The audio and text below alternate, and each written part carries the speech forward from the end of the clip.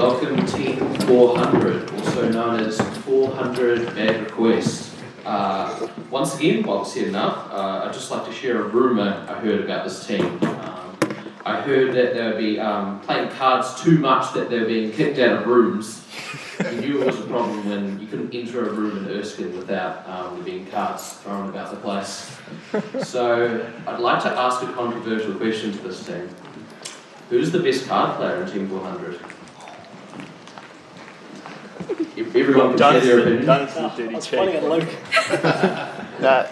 Danish, will we playing a card game and have all the aces in his hand? How? Every time. They're up his sleeve, man. Yeah. And he's always like, how do I play this game again? And then wins every round. Sounds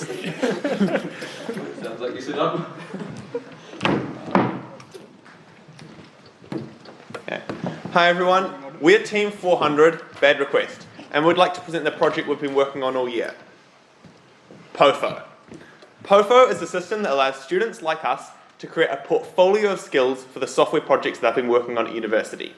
For example, let's say I've been working on Google Maps with one of my projects. I haven't done this before and I want to add it to my portfolio of skills.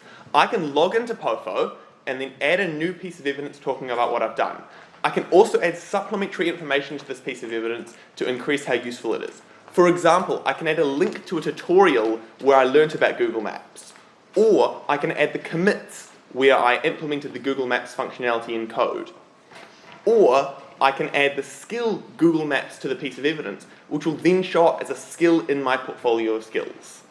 Finally, if I've worked on it with, let's say, Danish, then I can add him to the piece of evidence, and the piece of evidence will also show on his portfolio of skills, as we've both done it. Our POFO has multiple projects, and each user has a separate portfolio of skills for each project that I've worked on. Each project can contain groups as well, which is useful because software engineering projects are often done in groups. On the groups page, you can see a list of all evidence from any member of the group, and you can also like people's evidence to encourage them. Our group has implemented several features that other teams haven't. One of these is our graphs. Users can analyze evidence with a set of graphs. For example, they can see a list of what skills are most common in their portfolio. Another feature we have is the ability to do the same but for groups. For example, you can see which users in a group have posted the most pieces of evidence. Finally, we have implemented a theming system to change the color of the application. We have 10 total different colors, and this allows users to truly make POFO their own. Now I'm going to go into a live demo to show you some of these features. So I'm just going to log in with an account. And the first thing we'll do is change the theme. So we've got light mode and dark mode, and we've got 5 different colors. Does anyone from the audience have a favorite color they'd like us to use for the rest of the demo? Red. I had lots of colors, but I'll choose red. As I've talked about before, we have different projects. You can select a project, so currently we've selected Senge 302, and so my portfolio will be the Senge 302 portfolio. If I change to Senge 303, then all of these pages will be the versions for Senge 303. So as you can see, I don't have any evidence in my Senge 303 portfolio. But I'm going to change back to Senge 302. On the projects page, we have sprints, events, deadlines, and milestones, which show up like this. We also have these carousels, which you can use to filter it by, say, just sprints or maybe just deadlines. And we can add sprints, events, deadlines, and milestones from here. So let's say I'm going to add a milestone, demonstration, and that happens today. Okay, each project has a planner, and you can see these show up on the planner as well. So there's a Git workshop, there's a review, and sprints, like other teams, can be resized on the planner. Okay, I'll now hand it off to Danish to continue the demo. Thanks, Luke. Greetings, I'm Danish, and I'll start my part of the demo by showing the profile page. So the profile page is a landing page of any user who logs into the application. It shows all the personal details of the profile of the user, as well as the groups that they're currently in. You can change these details by edit user or change password, and you can also change the profile picture by clicking on the camera icon over here. I won't change it right now though. The carousel icons you can see here will allow you to navigate between profile, portfolio, and statistics page. The stats page contains the graphs that Luke mentioned before. It has the graphs analyzed by evidence data over time, the top 10 skills, and the categories. We can refine these graphs by sprint 1 or sprint 2. I'll just click on sprint 1, which does not have any evidence, and sprint 2. As you can see, the graph visibly changed. Let's go back to the portfolio page. This page contains all the evidence that the user currently has. Clicking on a piece of evidence will expand it, and you can see all the details of it, the comments, users, the tags, and the web links. Clicking on a tag from either here or on the sidebar will filter the evidences by the tag. Yeah, that was a bit slow. And clicking reset filter will take you back to the main page. We also implemented likes, so you can click on this icon over here to like a piece of evidence and click this to see who else liked the same piece of evidence. Let's move on to the users page. Here you can see all the list of users in the application, and you can sort it by name, username, alias, or roles. We can do it in both ascending and descending order, and you can add a role from this column right here by clicking on a role, and remove one by clicking on the X icon beside it. Now I'll hand it over to Sam to show the groups page. Thank you, Danish. Before I begin my section, I'm just going to quickly change over to my favourite theme, which is the dark mode. Go into a hacker mode here. So this is the groups page. This is where, as a teacher, you can create, edit, and delete groups, as well as add members to existing groups and remove them simply by clicking and dragging them across. We're just going to go into the Team 400 group page to see what they've been up to. So this is Team 400's kind of group profile page. Here you can see the group members on the right here. You can click on the names to go into the individual portfolio pages. And here we have the most recent evidence created by each individual group member, which is really nice for keeping track of what people have been up to, and also the liking system, which Danis mentioned earlier, and the filtering system from the portfolio page. We also have a group stats page, very similar to the individual users stats page, except we have the addition of the top 10 group members by evidence creation. As we can see here, Luke is currently winning in this project with 7 pieces of evidence created. And then we also have the repository page, where a group member can add a repository to the group, therefore they can add commits to their piece of evidence. And that ends the demo. Pass you on to Amy.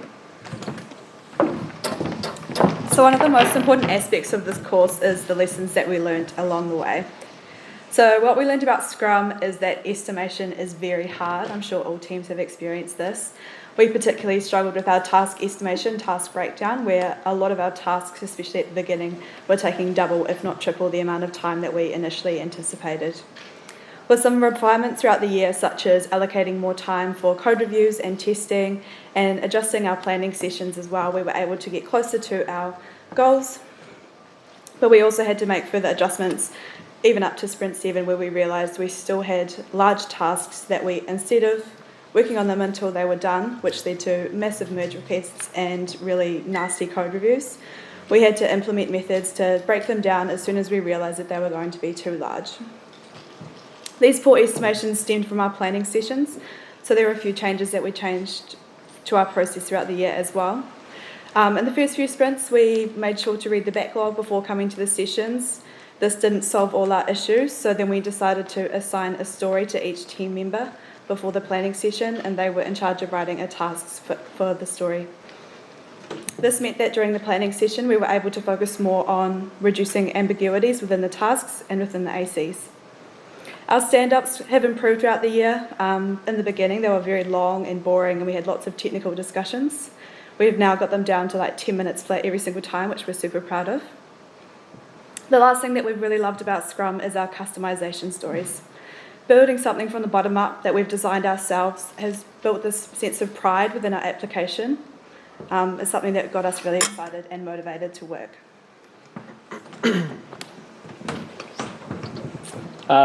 So communication is one of the skills that we've all built upon across the course of the year, and it is very essential to tracking our progress across the sprint. Telling people when you're going to be away or if you're struggling on a task helps us to be able to plan for if we're actually going to be able to complete all of the stories that we committed to within the sprint, or if we'll have to defer anything. Group activities.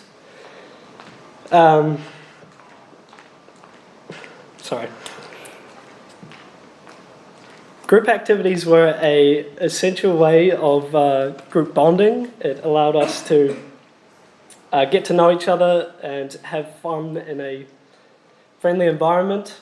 As mentioned by our Scrum Master, we played cards a lot and tried to do it as often as we could. And that was a great outlet for both having fun together, but also being able to get mad at each other in a safe environment was good. It allowed us to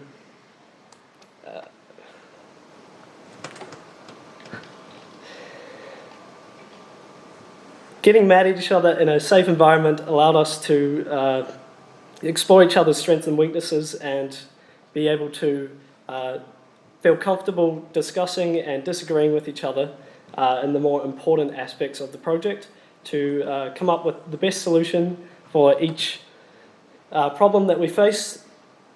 It also helped us to be comfortable seeking help from each other if we were struggling with things. And co-location sessions were a great way for us to share our knowledge and receive and give help to each other. It was good having everyone in the same room. We're able to just give instant help and feedback to each other. So if someone's struggling with an issue, chances are someone else has already faced it and they can just come over, help you solve it real quick. But also co-locations were good because you are able to see when someone is struggling and, you know, rock up to them, hey, how you doing? Do you want to talk through it together? Most of the time, talking through it with someone else and getting a fresh pair of eyes was the thing that led to getting the best solution. We learnt a lot about development, but I'll just talk about these two things.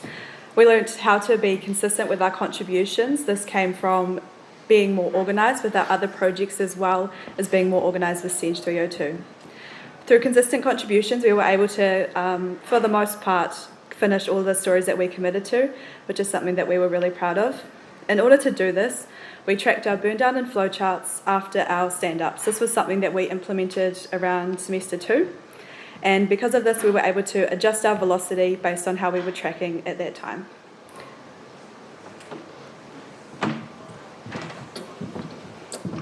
Cool. In our sprint review sessions, we often, at the start of the year, we're failing ACs due to small bugs that should have been caught in our review processes. So the obvious solution was to have a more structured review process in which we check the quality of the code and if it has actually fulfilled the ACs that it was supposed to cover. And in Sprint 7, better late than never, we implemented a checklist in our merge requests to formalize the process, and this reduced our AC, failing ACs like significantly, and we had way less bugs that made it through into master. We also had an issue where we had a lot of reviews backed up in our review column on Scrum board, because when everyone is responsible for doing something, then no one is actually responsible for that, and our reviews were not getting done. So we implemented a Slack bot which automatically assigned people to review tasks when they were moved into review. And this helped them not be in the review column for more than a day, which was great.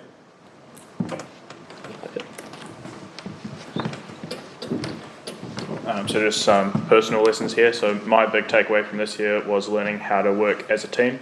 So in the past, I've preferred to just work alone, but this year we've done lots of pair programming and co-locating, and I've really learned to appreciate the value of being able to just ask questions to your team members who are right there and work together to solve complex problems.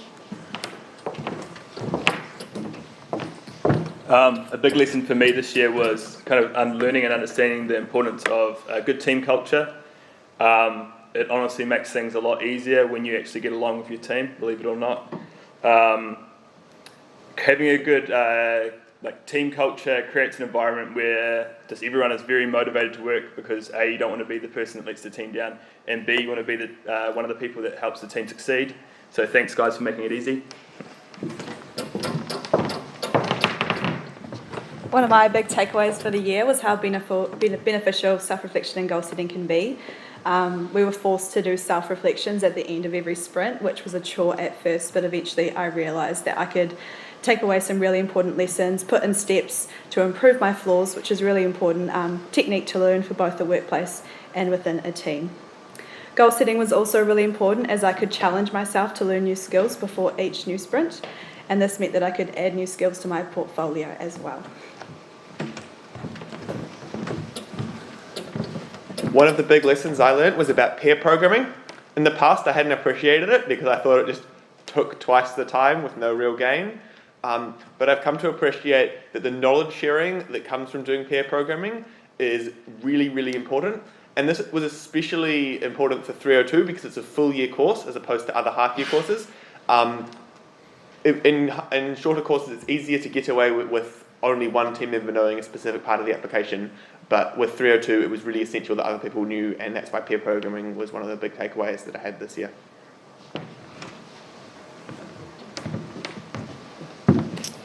A big challenge I faced this year was actually learning to use my team's knowledge and support instead of relying on my own weight.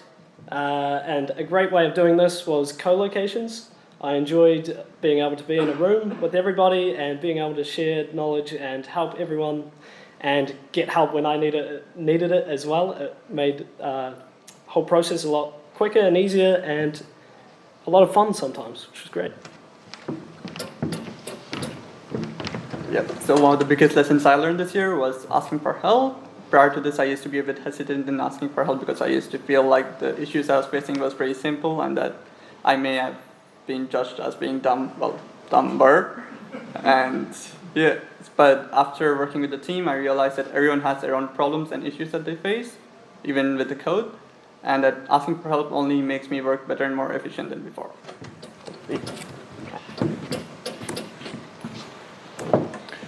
Cool, so finally some war stories. So a big issue we faced at the beginning of the year was that one of our team members put a bit of work into setting up the deployed version of our application on the VM and then dropped out of the course, which left the rest of us with a bunch more work to do to get it working and absolutely no idea how to do it. So that task ended up going way over time. Once we did get it all set up, we realised with about half an hour to go before a sprint deadline that none of the URLs with slashes in them worked on the VM, despite working locally. So we had a very frantic few minutes, of 30 minutes, trying to replace all of the slashes with the dashes to get them working, but we did manage to get that sorted. And then emoji validation, so we spent about 30 hours implementing a system that just rejects emojis in any field in our application because it just didn't work on the VM. And then we discovered at a sprint review, one of the other teams informed us that this was because our database was set to UTF-8 rather than UTF-32, which would have been great to know before we spent a bunch of time on that. And finally, profile pictures were probably our biggest hassle this year. So we initially we had an issue where we weren't using the correct link to access the pictures. Once we fixed that, it still didn't work. And then we discovered that the team member who dropped out of the course at the beginning of the year had actually set up the identity provider on the wrong port, which was why it wasn't working. And then after we fixed that, we had some more issues with file permissions on the VM and like relative paths. And I'll just sneak another one in there that we didn't put on, was that throughout the year we kept trying to put jokes in our demos and consistently got 0 laughs, which was a bit depressing. Cool. Thank you for listening.